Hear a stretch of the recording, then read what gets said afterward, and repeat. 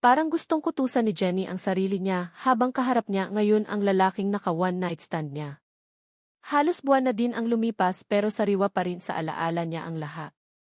Akala niya hindi na magkukrus ang landas nila ng lalaking ito pero bakit ganito? Bakit kay liit ng mundo? Makikipagkita lang naman sana siya sa pinsan niyang si Fiona dito sa mall para pag-usapan ang tungkol sa nalalapit nitong kasal at the same time para makabonding niya ito. Kaya lang, sa nangyari ngayon mukhang siya yata ang nasurpresa. Nasa harapan lang naman nila ang lalaking gusto niya ng kalimutan. Ang lalaking nakakuha ng virginity niya. Ang lalaking halos gabi-gabing laman ng panaginip niya.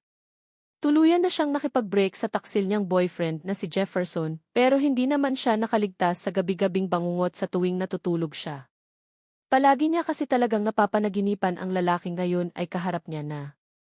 Cause, come on. Si Raven lang iyan. Pwede siyang maging friend, pwede mo din siyang maging bodyguard, narinig niyang sambit ng pinsan niyang si Fiona.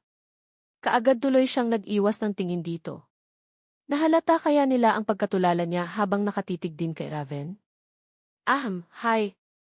Jenny and her name is Jenny, mahina niyang bigkas. No choice siya, kundi ang tangapin ang pakikipagkamay sa kanya ng lalaking nasa harapan niya. Nang magdaiti ang kanilang palad, ramdam ni Jenny ang init mula sa palad ni Raven. Lalo na nang maramdaman niya ang bahagyang pagpisil ni Raven sa kanyang kamay. Lalo tuloy siyang nakaramdam ng pagkailang. Kaagad niyang hinila ang kamay na hawak pa rin ng lalaki at umatras ng kaunti para magkaroon ng kahit kauting distansya sa pagitan nila. Samantalang si Fiona, lihim namang napangiti. Lalo na nang mapansin niya ang pakailang na nakaguhit sa mukha ng pinsan niya. Mukha din kasing na starstruck ang pinsan niya kay Raven eh. Sa bagay, hindi nakakapagtaka iyon dahil gwapo naman talaga si Raven. Maganda ang tindig at halata din talagang may maipagmamalaki sa buhay. Actually, bagay nga sila eh. By the way Raven, nasaan na nga pala sila Star at Cloud? Nagtatakang tanong ni Fiona sa kaibigan niya. Well, uwi na daw eh. Talagang papunta ako sa resto na iyan para bumili ng take-out foods na dadalhin ko sa penthouse ko. Kayo saan kayo pupunta? Tanong naman kaagad ni Raven. Ang totoo, hindi niya din talaga maiwasan na magulat na ang babaeng halos isang buwan niya nang hinahanap ay nasa harapan niya na. Imagine, pinsan pala ito ni Fiona. Shit kaya pala hindi niya mahanap dahil halata din palang galing sa bigating angkan. Sebastian. Kaano-ano niya si Charles Sebastian? Kakamit niya lang ulit last week kay Charles Sebastian sa isang business forum. Kilala niya ang taong iyon dahil una niyang nakilala ito noong inihatid niya si Fiona sa bahay nito, halos isang buwan na din ang nakalipas. Well, anak ba nito si Jenny? Maari, magpinsan silang dalawa ni Fiona eh. Tingnan mo nga naman ang pagkakataon. Kung saan-saan niya hinahanap ang Jenny na ito, nasa paligid lang pala. Okay, paano ba iyan? Mauna na kami sa inyo, Raven. May pupuntahan pa kami ng pinsan ko eh. Bae, nakangiting kaagad namang paalam ni Fiona sa kaibigan niya. Sabay na silang naglakad paalis ni Jenny habang hindi naman maiwasan na sundan sila ng tingin ni Raven. May naglalarong ngiti sa labi nito habang titig na titig sa likuran ni Jenny. Alam niya sa sarili niya na hindi na siya magsasayang pa ng panahon. Gusto niya ulit makasama ang babaeng iyon. Si Jenny Sebastian na halos gabi-gabing laman ang panaginip niya. Ngayong alam niya na ang tunay na katauhan nito at sino ba talaga ito, sisiguraduhin niya na sa susunod nilang pagkikita, hindi na ito makakatakas pa sa kanya. May something sa Jenny Sebastian na iyon na kahirap ipaliwanag. Jen, heto I think bagay ito sa iyo, nakangiting wika sa akin ng pinsan kong si Fiona. Nandito kami ngayon sa isang bautike para mamili ng high heels na gagamitin sa kanyang kasal. Kanina pa lumilipad ang isipan ko patungo sa lalaking na-meet kanina. Raven. Raven Chavez ang pangalan niya. Kaano-ano kaya niya sila Ninong Alveno at Ninang Marieta? Chavez din ang apelyido ng mga iyon eh. Heist, bakit ba napakaliit ng mundo? Kaibigan pala ng pinsan niyang si Fiona ang lalaking iyon. Ayaw ko na sana siyang makita. Gusto ko nang kalimutan na ang mga nangyari sa amin dahil walang magandang maidulot sa akin iyon.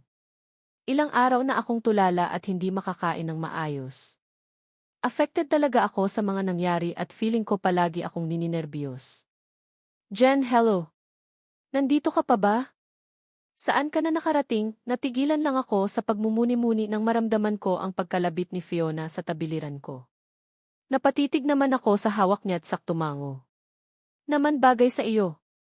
Ang ganda kaya, nakangiti kong bigkas. Ano ka ba? Ano ba ang nangyayari sa iyo? Hindi naman para sa akin eh. Para sa iyo kaya isukat mo muna, nakangiti nitong sambit. Wala na akong nagawa pa kundi pagbigyan ito. Actually, hindi ako mahilig sa high heels pero dahil gagamitin ko naman sa kasal nila Fiona, kaya susubukan kong magsuot ng ganito. Wow, bagay sa iyo, Kaus. Ang ganda, narinig niyang wika ng pinsan niya. Hindi ko naman mapigilan ang mapangiti.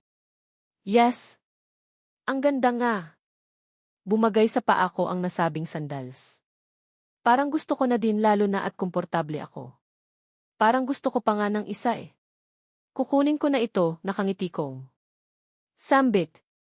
Tumingin-tingin pa ako ng iba pa hanggang sa hindi ko na namalayan pa na.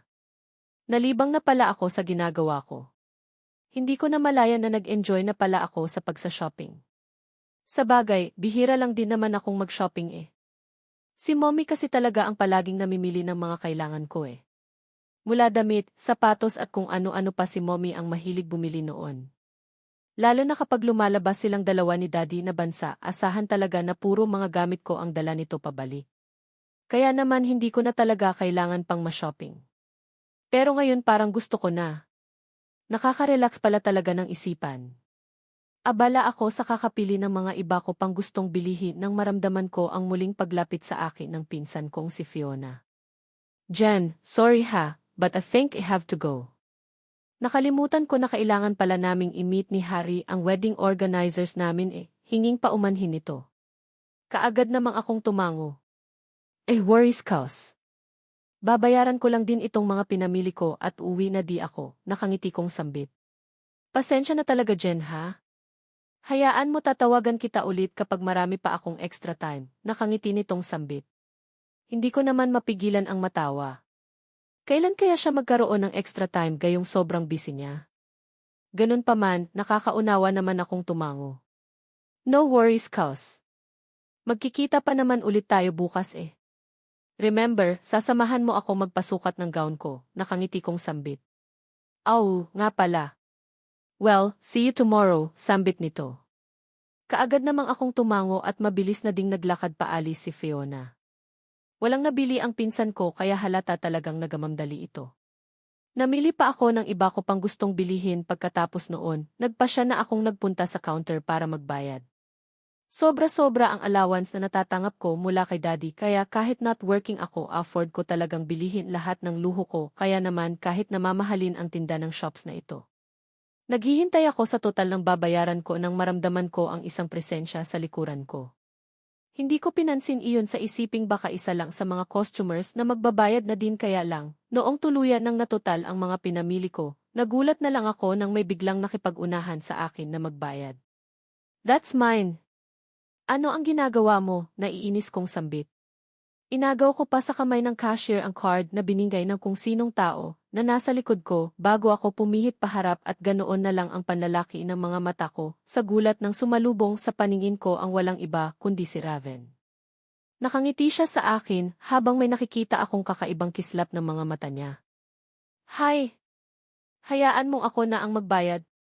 Isipin mo na lang na gift ko sa iyo iyan pagkatapos ng mga nangyari sa atin. Nakangiti niyang sambit at hindi na ako nakapalagpa ng bigla niya na lang agawin mula sa kamay ang card niya na hawak ko. Muli niyang ibinalik iyon sa cashier, kaya wala na akong nagawa pa kundi ang dumistansya sa kanya. Lalo na at muli ko na namang naramdaman ang malakas na kabog ng dibdib ko. Sinusundan dahi, naiinis kong tanong kay Raven.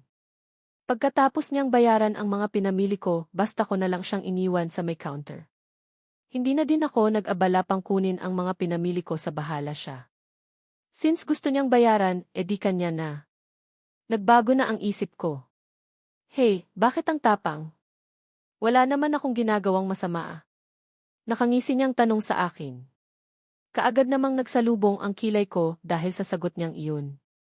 Saan kaya kumukuha ng lakas ng loob ang lalaking ito para kausapin ako? Wala kang masamang ginagawa? Pagkatapos mong makialam ayon lang sasabihin mo na wala kang masamang ginagawa, naiinis kong sagot sa kanya. Lalong nagkukutukot ang kalooban ko sa inis nang malakas siyang tumawa. Maliit na bagay. Saka, paano ba maging masama ang isang bagay na hindi naman harmful? I mean, gusto lang naman kitang ilibre since may magkakilala maman tayo, nakangiti niyang sagot. Hindi ko naman mapigilan ang maikuyom ang kamao ko. Tingnan mo ang taong ito. Ang lakas ng loob niyang sabihin ang ganitong bagay. Hindi tayo magkakilala at hindi din tayo magkaibigan kaya tigilan mo ako. Hindi na ako interesado sa mga bagay na iyan at kung gusto mo, sa iyo na, yamot kong bigkas at mabilis ko siyang tinalikuran. Bahala siya sa buhay niya. Nakakainis ang lalaking iyon. Ang lakas ng loob niyang magpakita sa akin at kausapin ako na akala mo matagal na kaming magkakilala. Hindi nga ako friendly na tao kaya tigilan niya ako. Hindi porket may nangyari sa amin, makikialam na siya sa buhay ko. Hindi pwede iyon. Iyon nga lang, talagang likas na makulit yata ang lalaking ito dahil sinusundan niya ako. Kahit saan ako magpunta at kahit saan ako lumiko nandoon pa rin siya. Wala talaga yata siyang balak akong tigilan kaya naiinis akong napahinto sa paglalakad. Ano ba? Hindi ka ba talaga titigil? Nakakainis ka na ha, galit kong tanong. Muli ko siyang hinarap at pinamaywangan. Hey! Hey, bakit ba ang sungit mo? Hindi ka naman ganyan noong una tayong nagkakilala. Sa naalala ko, naging sunod-sunuran ka naman sa lahat ng gusto ko. Saka, nakalimutan mo na ba na ang lakas mo pangangki hindi niya natinuloy pa ang sasabihin niya pero kitang-kita ng dalawa kong mga mata kung paano niya titigan ang tiyan ko. Wala sa sariling kaagad akong napayakap ako sa aking sarili. Ano? Ano? Gago ka ba? Naiinis kong tanong. Parang wala lang na malakas na naman siyang tumawa. Na para bang hindi man lang siya apektado sa pagsusungit ko sa kanya. Na para bang tuwang-tuwa pa siya na halos pumutok na. Ang ugat ko dahil sa sobrang inis. Para tuloy kay sarap niyang lapitan at hampasin sa ulo. Well, I just surprised. Ano kaya ang magiging reaksyon ng ama mo na si Charles Sebastian kapag malaman niya na ang bunso niyang anak na babae ay halos magwala na dito sa mall? Ano kaya ang magiging reaksyon niya kapag malaman niya na ang bunso niyang anak ay basta na lang sumama sa isang lalaki at nagawang makipaglaro sa ibabaw ng kama buong magdamag? Magagalit kaya siya or baka naman pipilitin niya akong panagutan ka, nakangisi niyang sambit. Kaagad namang namilog ang mga mata ko sa gulat. Paano niya nakilala ang daddy ko? Saka, tinatakot niya ba ako? Shit, hindi pwede ito. Hindi ako papayag at wala akong balak na magpasindak sa kanya. Don't dare na sabihin kahit kanino ang nangyari sa atin noong gabing iyon kung hindi talaga kita mapapawad. Saka, ano ba talaga ang gusto mo ha? Bakit mo ba ako iniinis? Saka, paano mo nakilala ang daddy ko? Nandidilat ang mga matang tanong ko sa kanya. Muling gumuhit ang nakakakalokong ngiti sa labi niya. Lalo namang nagpupuyos ang kalooban ko sa galit. Paano ko nalaman? Just simple I have my own way at willing akong tulungan ka na mas makilala pa ako, nakangiti niyang sagot sa akin. Pagkatapos noon, mas lalo siyang naglakad palapit sa akin, habang hindi niya inaalis ang pagkakatitig niya sa aking mukha. Miss Jenny Sebastian, welcome to my life. Hindi ako papayag na pagkatapos ng isang gabi, aasta ka na para bang estranghero tayo sa isa't isa. Lalo mo lang kasi akong pinapatakam nakangisi niyang sambit. Kaagad namang namilog ang aking mga mata sa inis at akmang sasampalin ko na sana siya nang mabilis siyang lumayo sa akin. Bastos, galit kong bulyo sa kanya sabay padyak ko sa aking paa. Gosh, hindi ko akalain na ganito siya ka nakakainis. Bakit pa ba nag-cruise ang landas namin? Hindi ko naman ginusto na makipag one night stand sa kanya Aksidente lang iyon pero bakit kailangan niya pang mag-appear sa harap ko para ipaalala sa akin ang lahat? Isang malaking pagkakamali ang bagay na iyon na ayaw ko nang maulit pa at gusto ko nang ibaon sa limot ang lahat. Well, mukhang mataas nang ang level ng tantrums mo Huwag kang magalit sa akin. Hindi ako kaaway. I just want you to be a friend since kaibigan din naman ako ng pinsan mong si Fiona, nakangisi niyang sambit. Tanging pag-irap na lang din ang naging sagot ko bago ako mabilis na naglakad paalis. Muli, sinundan niya na naman ako. Mukhang hindi na talaga magkakaroon ng peace of mind ang pamamasayal ko, kaya nagpa siya na akong bumalik ng aking kotse. Hindi ko na kaya ang pinanggawa ng lalaking ito. Nagmukha na siyang malaking asungot sa buhay ko. Diretso na ako sa parking area para makauwi na. Kailangan ko nang makaalis sa mall na ito bago pa ako sumabog sa sobrang inis. Kailangan ko siyang matakasan at pilitin na huwag nang muling mag-cruise ang landas namin kahit na ano pa man ang mangyari. Tama, iiwasan ko muna ang paglabas-labas ko. Mabubuhay naman ako kahit na nasa loob lang ako ng bahay Na hindi na mamasyal at hindi nakikipagbonding sa mga kaibigan ko. Mas gusto ko pang mapag-isa para mas maramdaman ko ang peace sa buhay ko. Uuwi ka na ba? Narinig kong muling tanong niya sa akin. Hanggang dito sa parking area, sinundan niya pa rin ako. Na para bang wala talaga siguro siyang balak na tigilan ako. Ano ba, mister? Bakit ka ba buntot ng buntot? Galit ko na namang tanong. Mabilis kong binuksan ang pintuan ng aking sasakyan pero mabilis niya ding nabuksan ang likurang bahagi ng pintuan ng sasakyan. Ipinsok niya sa loob ang bitbit niyang pinamili ko kanina at parang wala lang na hinarap niya ako. Pagkatapos mong gawin akong kargador, sasabihan mo pa ako ng ganyan kasama? Come on, Jenny. Hindi ako masamang tao. Gusto ko lang man na maging malapit sa iyo para naman masigurado ko na hindi magbunga ang nangyari sa atin, di ba? Wala kang dapat na ikagalit sa akin at iparamdam sa akin na para bang ako na ang pinakamasamang lalaki sa balat ng lupa, nakangiti niyang sagot sa akin. Hindi naman ako nakaimik. Tama naman kasi siya. Bakit ko nga ba siya tinatarayan? Hindi niya naman ako piniwersa noong gabing iyon Sa naalala ko, kusa akong nagpaubaya at nag-enjoy din wala ding ibang sisisihin sa mga nangyar, kundi ako lang dahil bakit ba ako pumasok ng bar na iyon na ako lang mag-isa. Sorry, ano ba talaga ang kailangan mo at bakit mo ba ako kinukulit ngayon? Seryosong tanong ko sa kanya. Well, mahirap makapag-usap dito sa parking area. Sobrang init ng panahon. Ayan pawis na pawis ka na. Ang mabuti pa, sa resto na lang tayo. Almost dinner time na at sa pagkakataon na ito, ako naman ang ilibre mo. Medyo malaking halaga din ang binayaran ko kanina, nakangiti niyang sagot sa akin. Hindi ko naman mapigilan ang mapaira. Ang lakas ng loob niyang makipag-unahan sa akin kanina na bayaran ang mga items na pinamili ko tapos pasimple siyang magrereklamo sa akin ngayon. Nasaan ang hustisya? Wala sa sariling napasulyap ako sa suot kong relo at nang mapansin ko na malapit ng mag-alas 6 ng gabi, no choice ako kundi ang pagbigyan na lang siya.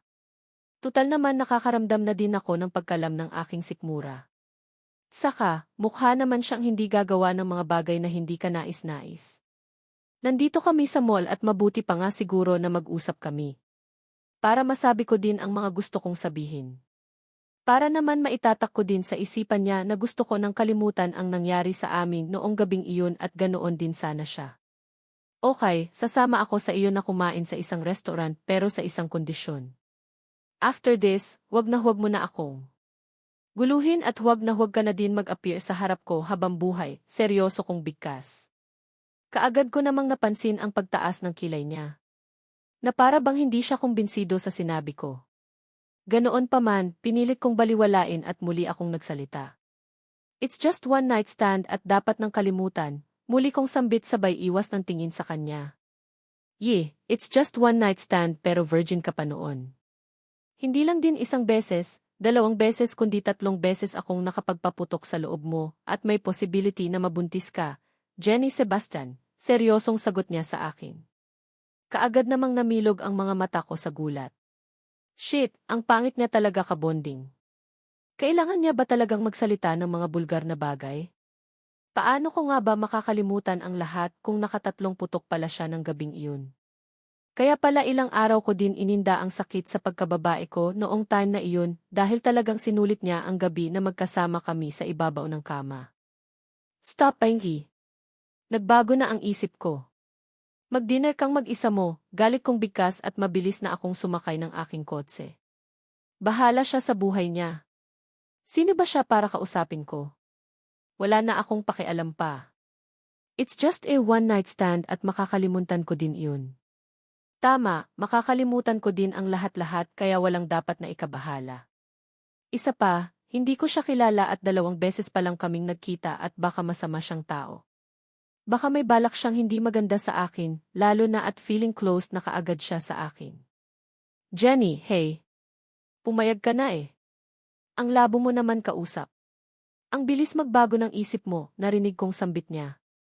Kinakatok niya ang bintana na salamin ng aking sasakyan pero hindi ko na pinansin pa. Bahala na siya sa buhay niya. Binuhay ko na ang makina ng sasakyan at ikinabit ko ang aking seatbelt bago ako umarangkad paalis. Narinig ko pa ang malutong na mura sa kanyang bibig pero wala na akong pakialam. Dire-diretso lang akong nag-drive hanggang sa nakalabas na ako sa parking area ng mall. Lizev, sino ang niluluko ng lalaking iyon? Kahit nagaano pa siya kagwapo, hindi ko siya magugustuhan lalo na at hindi siya maayos kausap. Baka kapag pumayag ako sa gusto niyang sumamang kumain ng dinner, baka kung ano pa ang maririnig kong mga hindi magagandang salita mula sa bibig niya eh. Hindi maganda at ayaw ko siyang bigyan ng chance na takutin ako na baka mabuntis ako. Teka nga pala. Paano nga pala kung magkatotoo ang sinabi niya sa akin kanina? Paano kung mabubuntis ako? Ano na lang ang mangyayari sa akin at ano na lang ang sasabihin ng parents ko? Sa naisip kong iyon, hindi ko mapigilan na mapahawak ng mariin sa manibela. Biglang salakay ng kaba sa puso ko lalo na at isang estranghero ang Raven na iyon. Paano na lang kung mabuntis ako tapos may asawa or girlfriend na pala ang gagong iyon? Heist? Bakit ba kasi nangyari ito sa akin? Bakit ba kasi pumasok ako sa bar na iyon at nagawang makipag one night stand? Nasa ganoon ako kalalim na pag-iisip nang marinig ko ang pagtunog ng aking cellphone. Mabuti na lang nakastop ako dito sa stoplight, kaya may pagkakataon ako na tingnan kung sino ang tumatawag at nang mapansin kong si Jefferson iyon, hindi ko mapigilan ang mapasimango. Ano na naman kaya ang kailangan ng gagong ito? Hindi niya pa rin ba naiintindihan na hiwalay na kami? Hanggang saan at kailan niya ba ako guguluhin? Frustrated kong sambit at hindi na ako nag-abala pang sagutin ang tawag niya. Manigas siya total, isa siyang manloloko na tao. Kung hindi nila ako niluko dalawa ni PC.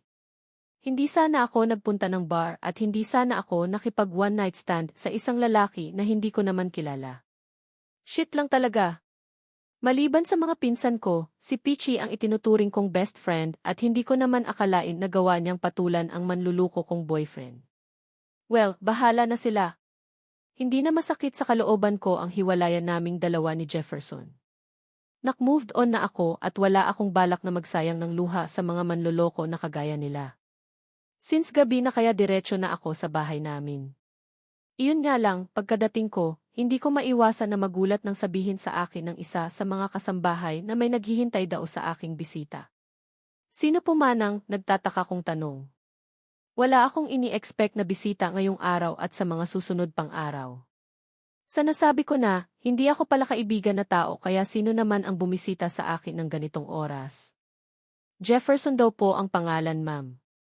Nakausap niya na ang mommy niyo at nasa living area siya.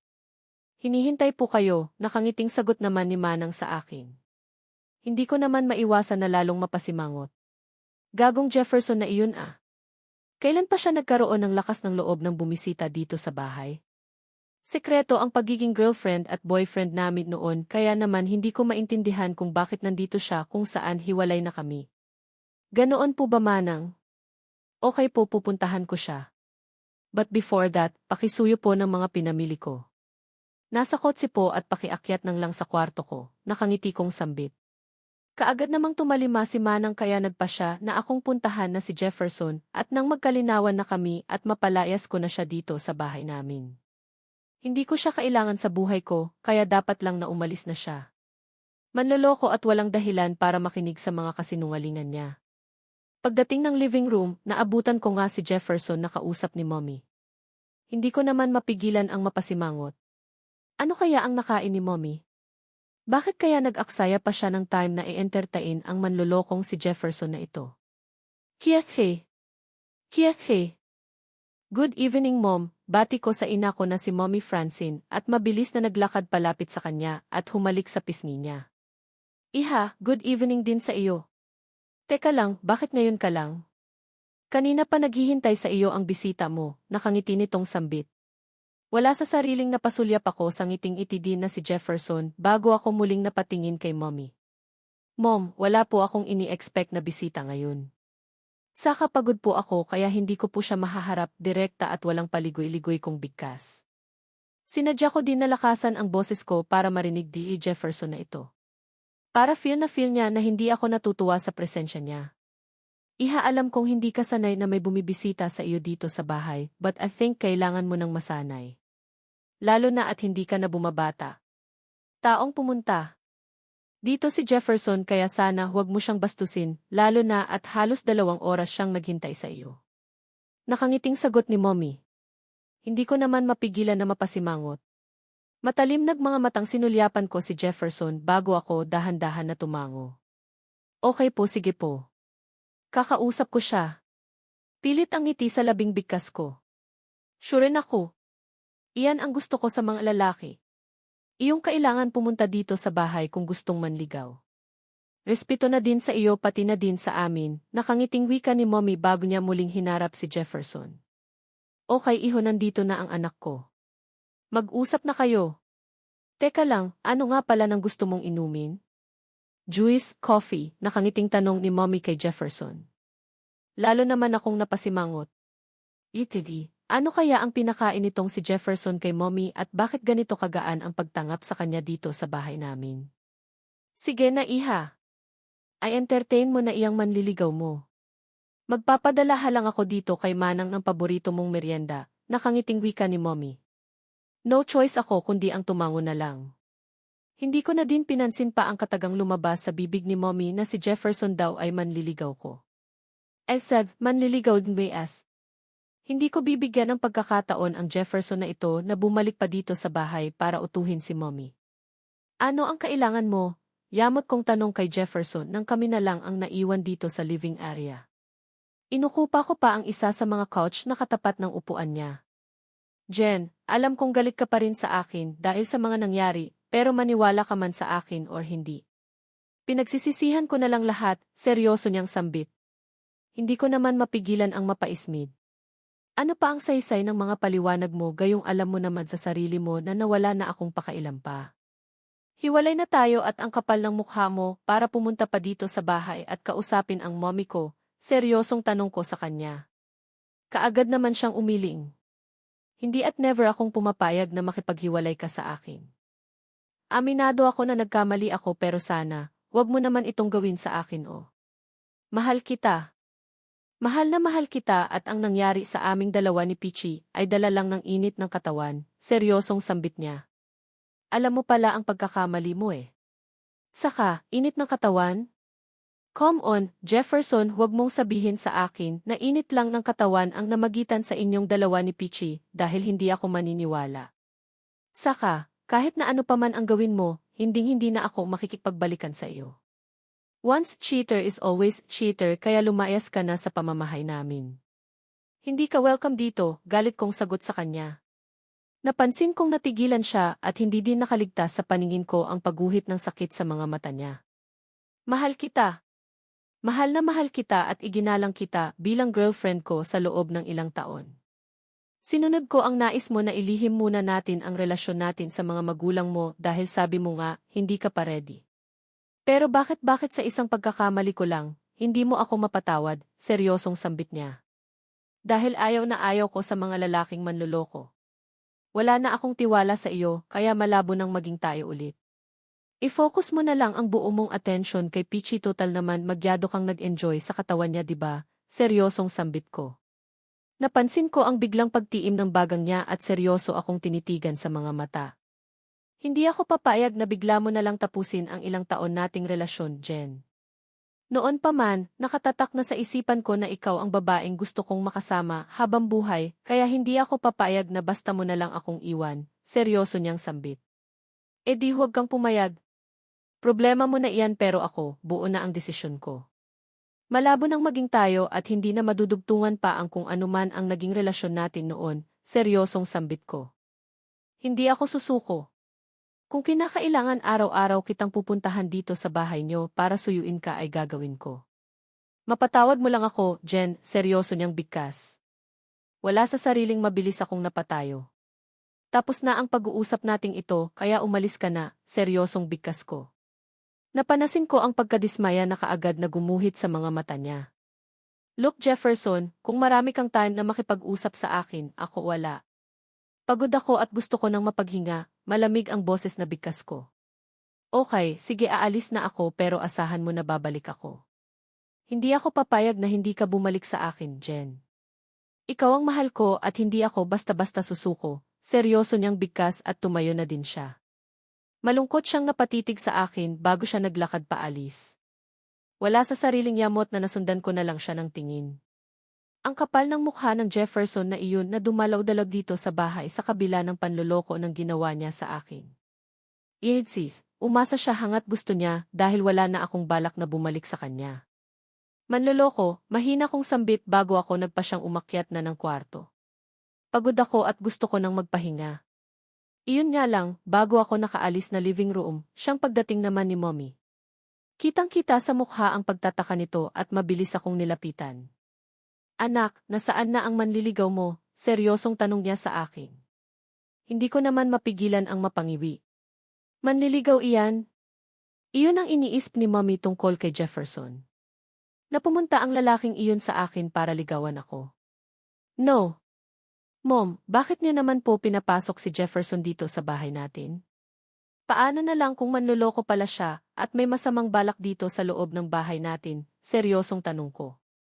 Ano ka ba anak, kailan mo pa maisipan na magkaroon ng masamang balak sa bahay natin ang isang tao na may maayos na hangarin sa iyo? Nakangiti nitong sambit. Ano po ang ibig niyong sabihin? Nagtataka kong tanong. Siyempre, bago namin siya pinapasok in-interview na muna namin siya. Ka-classmates at kaibigan mo daw siya since high school. May mga pinakita din siyang mga litrato na kasama ka, kaya naman nagtiwala kami sa kanya. Nakangiti nitong sambit. Hindi naman ako nakasagot. Iha, nasa tamang edad ka na para tumanggap ng manliligaw.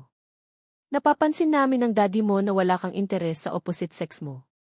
Hindi din namin nabalitaan na may nagugustuhan kang lalaki kaya siguro ito na ang time para buksan ang bahay natin sa mga manliligaw mo. Nakangiti nitong sambit. Mom!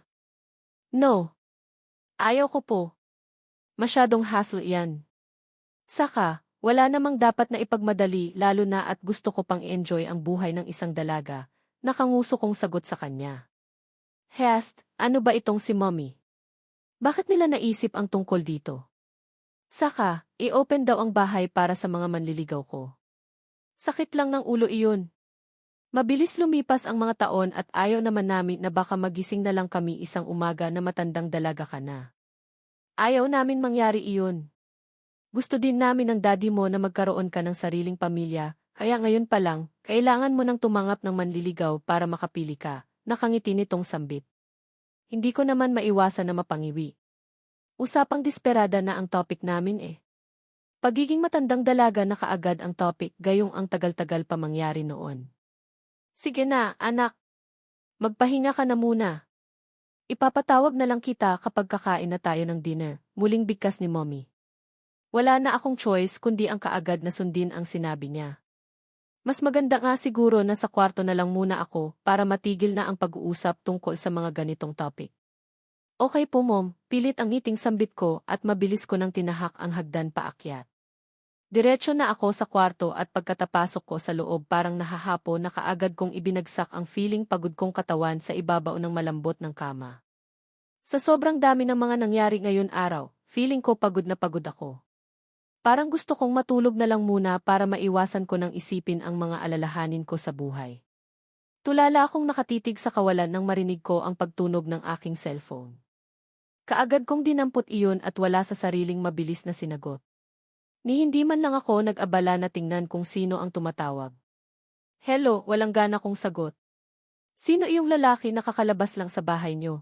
Narinig kong seryosong boses ng nasa kabilang linya. Kaagad na nanlaki ang mga mata ko sa gulat at wala sa sariling mabilis akong napabangon. Ramdam ko ang malakas na tibok ng puso ko. Who's this? Seryosong tanong ko kahit na ang totoo, nabubusesan ko siya. Sino eke? Muli kong tanong sa kausap ko na nasa kabilang linya. Alam kong si Raven ito. Nabobosesan ko siya at hindi ko alam kung ano na kailangan niya at kung bakit siya napatawag. Answered my question. Sino yung bisita mong lalaki kanina? Imbes sagutin niya ang tanong ko, muli niya akong binato ng panibagong tanong. Hindi ko naman mapigilan ang makaramdam ng inis. Pakialam mo ba? Sino ka ba para tanungin mo ako nga ganyan?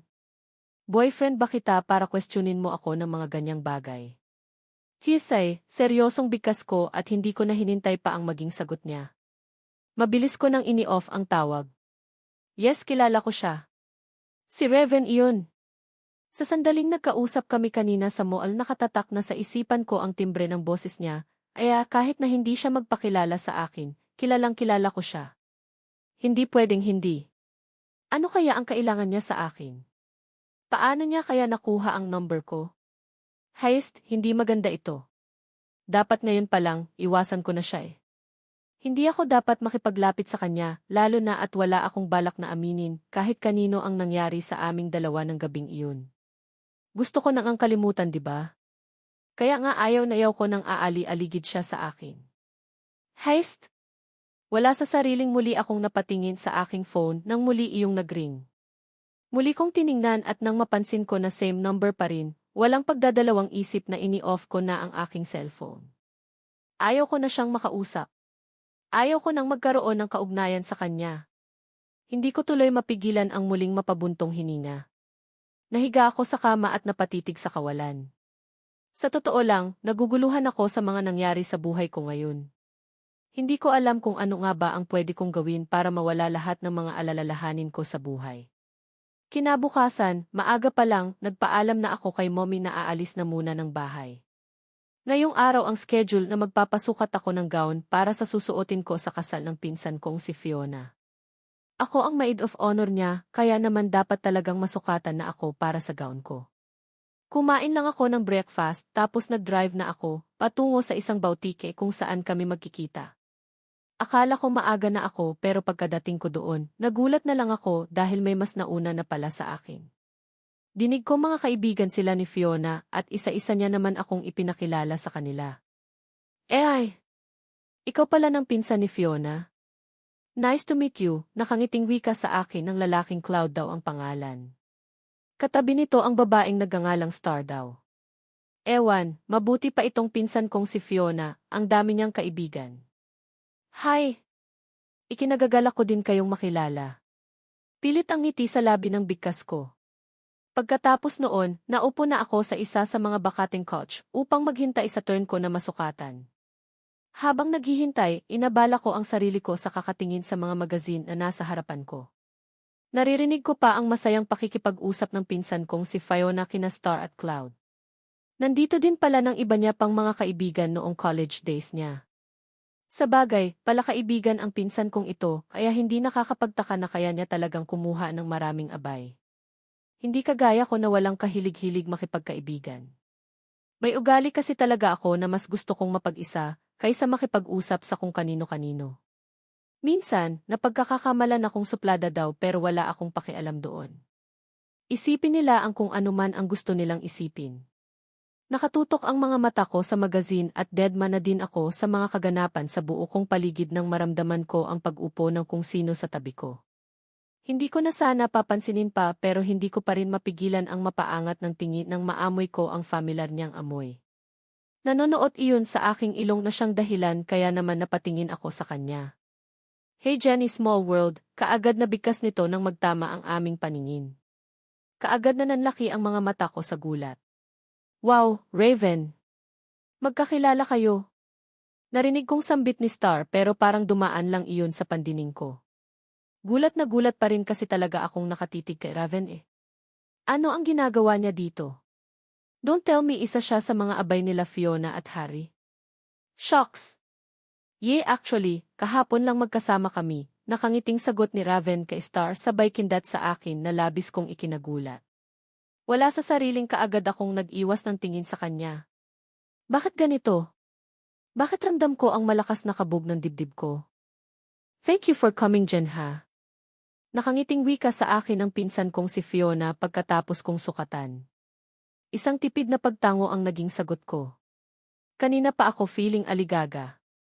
Paano ba naman, simula kanina habang hinihintay ko na masukatan ako walang ibang ginawa si Raven, kundi ang dumikit ng dumikit sa akin. Pinilit ko nang ang huwag pansinin pero panay pa rin ang papanasin. Nakakinis na siya. Kailangan ko na talaga siyang iwasan. Hindi pwedeng hindi lalo na at sa tuwing nagtatama ang aming mga paningin, nakakaramdam ako ng kakaibang kabog ng dibdib ko which is bago sa akin. Feeling ko palpitate ang puso ko sa tuwing tinititigan niya ako eh. Wala iyon, Kaus. Teka lang, tapos na ako, pwede bang mauna na ako sa inyo? Nakangiti kong sagot sa kanya. Ha? Aalis ka na kaagad? Hindi ka ba sasabay sa amin? I mean, kakain pa tayo ng lunch kaya sama ka na muna sa amin, nakangiti nitong sagot sa akin. Nako, gustuhin ko man kaya lang, ini-expect ako ni mommy sa bahay. Pasensya na talaga pinsan ha. Hindi na ako makakasabay hinging pa umanhin na bigkas ko dito. Napansin kong natigilan naman ito sabay tango. Sure pero sana sa susunod makasama ka na sa amin. Paano ba iyan? Ingat na lang sa pagmamaneho, nakangiti nitong bigkas. Kaagad naman akong tumango. Thank you, pinsan and excited na din ako sa nalalapit niyong kasal ni Harry. Nakangiti kong bigkas bago ako naglakad palabas ng bautike. Diretso ako ng parking area kung saan nakaparada ang aking kotse. Pagkalapit ko sa aking kotse, mabilis ko na ding binuksan ang pintuan at nang sasakay na sana ako natigilan ako nang maramdaman ko ang paghawak ng kung sino sa braso ko. Kinabahan naman akong napalingon at hindi ko mapigilan ang manlaki ang mga mata ko sa gulat ng sumalubong sa paningin ko ang seryosong mukha ni Raven. Yes, si Raven na naman at wala talaga siguro itong balak na lubayan ako. Ano ang ginagawa mo? Ano ang kailangan mo? Seryosong tanong ko sa kanya. Napansin ko ang pagguhit ng makahulugang ngiti sa labi nito habang titig na titig sa akin. Ano nga ba ang ginagawa ko? Ano ang nangyari? Bakit bigla ka nalang umalis? Seryosong tanong niya sa akin. Kaagad ko naman siyang pinaningkitan ng mga mata sabay piksi mula sa pagkakahawak niya sa akin. Pakialam mo ba? Saka, ano ang ginagawa mo dito sa labas? Sinusundan mo ba ako? Seryosong tanong ko sa kanya. Napansin ko pagguhit ng ngiti sa labi niya bago siya sumagot. Kung ang sagot ko ay, matutuwa ka ba? Seryosong tanong niya. Hindi ko naman mapigilan ang mapaismid. At bakit naman? Look, Raven. Ano ba talaga ang kailangan mo sa akin? Bakit mo ba ako hinaharas ha? Seryosong tanong ko. Hindi ko mapigilan ang magulat nang malakas siyang tumawa. What? Anong sabi mo? Hinaras? You're so funny, Jen. Hindi ko akalain na ang isang babaeng tahimik at walang pakialam sa mundo ay makapag-isip na isang harassment pala ang ginawa kong ito sa iyo ngayon. Nakangiti niyang sambit. Hindi ko naman mapigilan ang mapaismid at muling napapiksi mula sa pagkakahawak niya sa akin. Whatever. Bitawan mo nga ako. Kung wala kang matinong sasabihin, pwede bang lubayan mo na ako? Hindi ka nakakatuwa, seryosong bigkas ko at muli akong pumiksi para sana mabitawan niya na ang pagkakahawak niya sa braso ko pero bigo ako. Mas malakas siya kumpara sa akin. Saka, ba siya nainitan? Tirik na tirik ang araw tapos nandito kami sa labas ng sasakyan habang nag-uusap sa mga walang kwentang bagay. Saka kung makahawak kasi siya sa akin ngayon, wagas eh. Heist! Sumama ka sa akin. Mag-usap tayo, seryoso niyang bigkas. Kaagad namang nagsalubong ang kilay ko dahil sa sinabi niya. Ayaw ko. Saka, hindi kita masyadong kilala para magtiwala ako sa iyo. Seryosong sagot ko din sa kanya. Paano mo ako makilala ng lubusan kung ganyang aloof ka sa akin? Kakain lang tayo ng lunch and after this, ako na mismo ang maghahatid sa iyo sa bahay niyo. Seryosong sagot niya at hindi na ako nakapalagpa ng sapilitan niya akong igiya patungo sa isa pang nakaparang sasakayan. Halos buhatin niya din ako para lang maipasok niya ako sa loob. Teka lang. Teka lang naman, Raven. Ano ba? Bakit ka ba namimilit? Galit kong tanong sa kanya. Akmang bababa sana ako ng kotse nito pero maagap niya akong pinigilan. Inagaw niya din mula sa kamay ko ang susi ng kotse ko at ibinulsa niya iyon. Wala akong nagawa pa kundi ang mapahalukip-kip na lang. Shit lang talaga, bakit ba ang kulit ng taong ito? Saan tayo pupunta? Seryosong tanong ko kay Raven habang patuloy sa pagtakbo ang kanyang kotse. Kanina pa kami bumibiyahe at wala yata siyang balak na huminto. Relax ka lang dyan. Basta, sinisigurado ko na mag-enjoy ka sa pupuntahan natin, nakangiti niyang sambit. Hindi ko naman mapigilan ang mapasimangot. Hindi ako pwedeng gabihin dito sa labas. Hahanapin ako nila mommy, seryosong sambit ko. Come on Jen. Maaga pa. Hindi naman tayo magpapagabi sa pupuntahan natin eh. Seryosong sambit niya, kaya hindi na ako nagsalita pa. Iyon nga lang hindi ko naman akalain na sa bundok yata ang punta natin dahil habang tumatagal, napapansin ko na para bang paakyat itong dinadaanan namin. May nakikita din akong mga puno sa mga nadadaanan namin. Saan ba talaga tayo pupunta? Nakasimangot kong tanong sa kanya.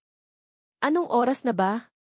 Halos 1:00 na ng hapon at parang gusto kong magsisisi dahil hindi pa ako sumama kina Fiona kanina na kumain ng lunch. Hindi sana nagkaroon ng time itong si Raven na lapitan ako at piliting sumama dito. Sandali na lang. Kaunting-kaunti na lang at malapit na tayo, narinig kong sambit niya. Ang malapit na tinutukoy niya ay sa dulo ng walang hanggang yata. Siguraduhin niya lang talaga na makakauwi kami bago dumilim kung hindi lagot talaga siya sa akin. Kaunting takbo pa at sa wakas huminto din ang kotse niya sa mismong tapat ng isang restaurant cave. Nagtataka naman akong inilibot ang tingin sa buolang paligid at hindi ko maiwasan na mamangha sa aking nakita. Nandito lang naman kami sa isang parang farm na ginawang pasyalan.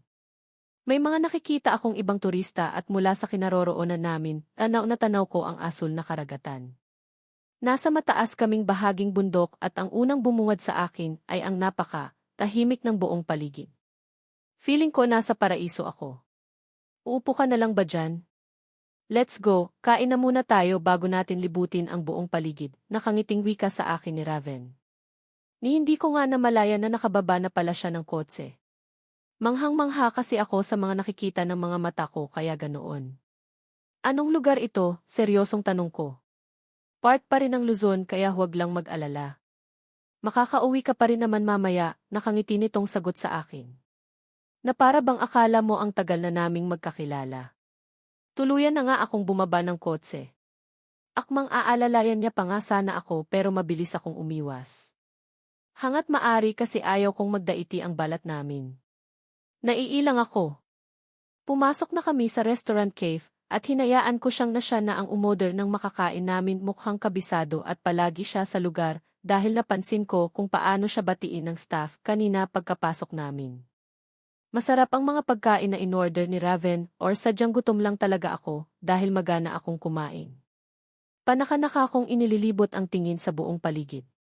Hindi ganoon kabisi ang naturang cave restaurant siguro dahil medyo pricey ang mga pagkain nila. Ganoon pa man, alam kong sulit pa rin ang lahat dahil masarap naman din talaga ang mga pagkain nila. Pagkatapos kumain, kaagad na nagyaya si Raven na lumabas na. Inumpisahan na namin nalibutin ang buong paligid. Gustong-gusto ng mga mata ko ang mga nakikita ko, kaya hindi ko mapigilan ang mag-enjoy. Hanggang sa nawili na kami sa pamamasyal at hindi ko na namalayan pa ang oras. Naku, padilim na. I think kailangan na nating umuwi, wika ko kay Raven. Hindi pa namin nalibot ang buong paligid sa sobrang lawak ng lugar. Gusto ko din sana subukan ang mga bayo, pero nagbago ang isip ko dahil sobrang haba ng pila sa part na iyon. Padilim na pero mas ma-appreciate mo ang ganda ng buong paligid kapag gabi na, nakangiti nitong sagot sa akin. Nagtataka naman akong napatitig sa kanya. Jen, come on. Adult ka na at hindi mo dapat pinipigilan ang sarili mo ka mag-enjoy. Don't worry, ako ang bahala sa iyo, nakangiti nitong bigkas. Wala na akong nagawa pa nang bigla niya akong hilahin patungo sa direksyon na kung saan may naririnig akong kumakanta. Nang nakarating kami sa naturang lugar, hindi ko maiwasan na magulat ng isa itong open na lugar kung saan napapansin ko na may kumakantang banda. Para itong isang open na bar. Nagsiserve sila ng mga pagkain pati na din alak. Hindi na ako nakapalagpan ng hilain ako ni Raven at inukupa namin ang isa sa mga bakanting mesa. Pagkatapos noon, kaagad siyang umorder ng mga pagkain pati na din alak. Cheers, nakangiting wika ni Raven sabay taas ng baso na mailamang alak. Wala na akong nagawa pa kundi ang damputin din ang baso ko na mailamang alak at itinaas na din iyon. Bahala na. Ngayon lang naman ito at hindi naman siguro ako malalasing. Cheers, mahinang sambit ko. Nagdikit ang aming baso bago parang tubig na tuloy-tuloy na nilagok ni Raven ang laman ng baso niya, habang ako naman ay sumimsim lang ng kaunti. Gusto ko lang naman lasahan ang alak Wala akong balak na uminom. Hindi ako mahilig uminom ng alak pero marunong naman akong makibagay. Hest, ang sarap ng ganito. Halos 5 taon ko ding hindi naranasan ang mga ganitong bagay kaya naman salamat dahil sinamahan mo ako, Jen, nakangiti nitong wika sa akin. Hindi ko naman mapigilan ang magtaka. Ano daw? 5 taon? Bakit? Saan ba siya galing sa loob ng 5 taon na iyon at bakit niya nasasabi ang mga ganitong bagay? Gayunpaman, hindi ko na isinatinig ang mga katanungang iyon. Baka kung ano pa ang isipin nitong si Raven, kung ungkatin ko pa ng mga bagay-bagay na hindi naman pala talaga dapat. Kung magkikwento siya, bahala siya. Makikinig na lang ako. Naging mabilis ang pag-usad ng oras. Namalayan ko na lang na palalim na ng palalim na ang gabi at parami na din ang nainom ng alak ni Raven. Masyado akong nag-enjoy sa pakikinig ng tugtugin mula sa banda at nang muli akong napatingin kay Raven, napansin kong namumungay na ang mga mata nito at halatang tinamaan na siya ng espiritu ng alak dahil sa dami niya ng naimom. Raven, ayos ka lang ba? Gabi na, I think kailangan na nating makauwi, seryosong bigkas ko. Namumungay ang mga matang tumitig ito sa akin sabay ngiti. Jenny, sabihin mo nga ang totoo. Takot ka ba sa akin? Seryosong tanong niya. Hindi ko naman maiwasan na magtaka. Ano na naman bang klaseng tanong iyan? Bakit naman ako matatakot sa iyo? Kunot noo kong tanong sa kanya. Wala lang. Napansin ko kasi na para bang ilag ka sa akin eh. Na para bang hindi ka masaya na kasama mo ako, seryoso niyang bigkas. Natigilan naman ako. Kailan lang naman tayo nagkakilala at hindi din talaga mawawala na makaramdam ako ng pagkakilang sa iyo. I think, late na. Kailangan na nating umuwi, seryosong sambit ko at ako na mismo ang kusang tumawag sa waiter na nag-a-assist sa amin para kunin ang bills namin at ang makabayad na. Hindi obra kung hahayaan ko siyang uminom.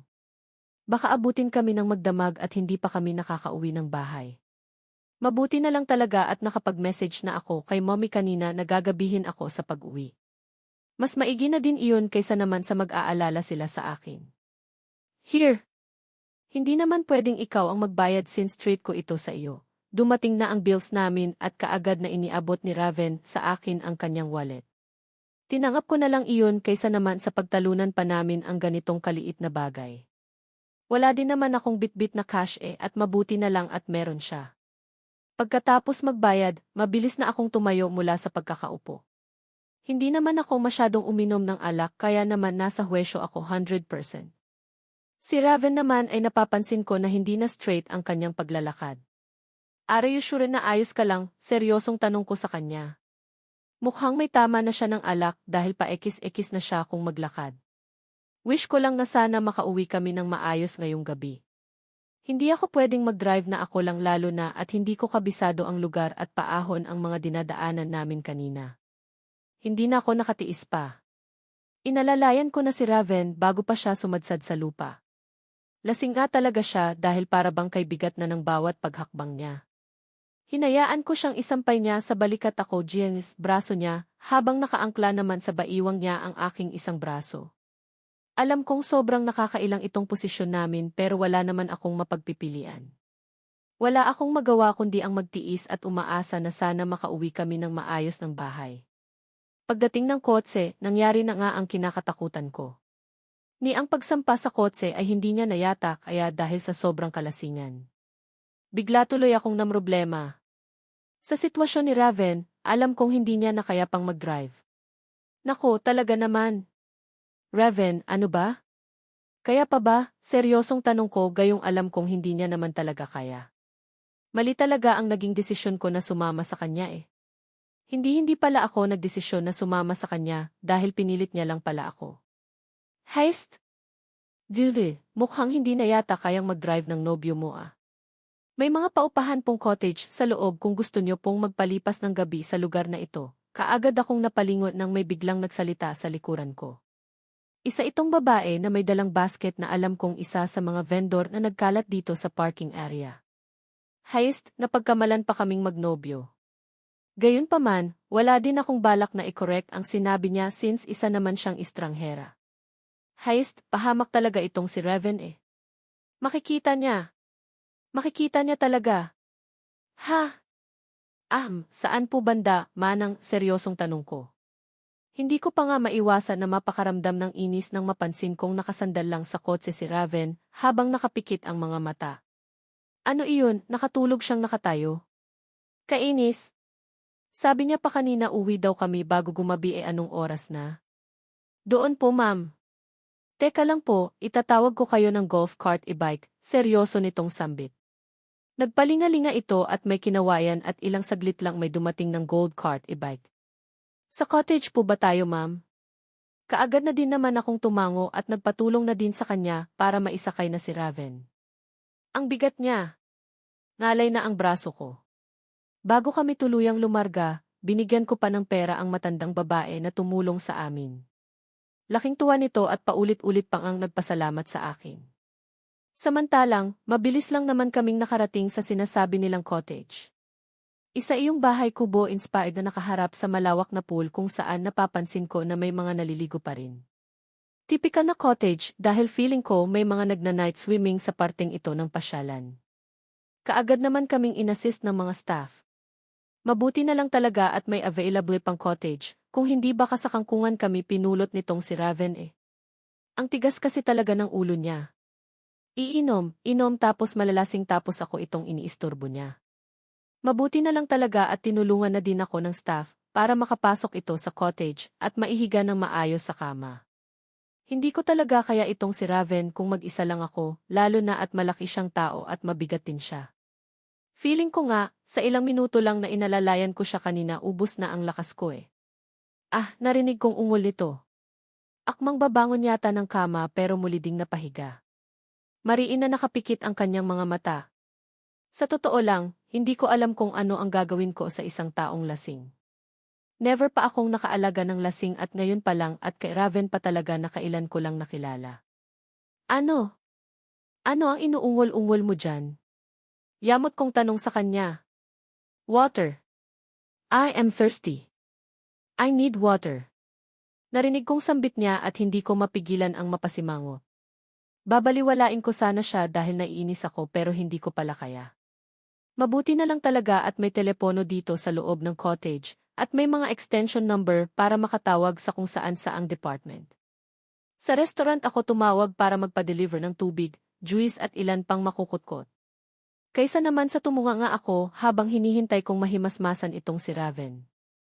Hayaan ko munang magpawala ito ng kalasingan bago ko ito iayain na umuwi na. Next time, hindi na talaga ako sasama sa kanya. Hindi naman nagtagal ang paghihintay ko dahil dumating na din naman ang mga orders ko. Pagkalapag sa isang maliit na lamiseta, umalis din naman kaagad ang staff, kaya wala na akong nagawa pa kundi ang asikasuhin na si Raven. Nagsalin ako ng malamig na tubig sa baso at naglakad ako patungo dito at inalalayan ko siyang makainom ng tubig. Here is your water, seryoso kong sambit. Pumwesto ako sa may ulunan niya at inalalayan kong maitaas ang ulo niya para makainom siya ng tubig. Hayast, amoy alak siya at nakakatakot isipin na baka dito na talaga kami nito magpapalipas ng gabi. Raven, ano ba? Cooperate. Pati ang ulo mo, ang bigat Angal ko sa kanya dahil hirap akong iangat siya. Kaagad naman siyang nagmulat at gamit ang namumungay niyang mga mata, tinitigan niya ako. Jan, thank you for taking care of me. Ang bait mo pala. Akala ko isa kang childish at walang pakialam na babae pero tingnan mo ngayon. Inaalagaan mo ako. Nakangiti nitong sambit at hindi na ako nakapalagpa ng bigla niyang hawakan ang magkabilaan kong pisngi at pinanggigilan na pisilin. Ano ba? Umayos ka nga. Hindi ka na nakakatuwa ha, galit kong bigkas at pilit kong tinatangal ang dalawa niyang kamay sa pisngi ko. Isang malakas na tawa ang kumawala sa bibig nito bago niya ako, sa piliting hinila na siyang naging dahilan kaya naman nabuwal ako sa mismong ibabaw ng katawan niya. Ay! Raven, ano ba? Nababaliw ka na ba? Let go! Buwisit ka talaga, kaagad kong angal. Akmang babangon na sana ako mula sa pagkakadagan sa ibabaw niya kaya lang, hindi ako nakapalag ulit dahil namalayan ko na lang na mahigpit na siyang nakayakap sa akin.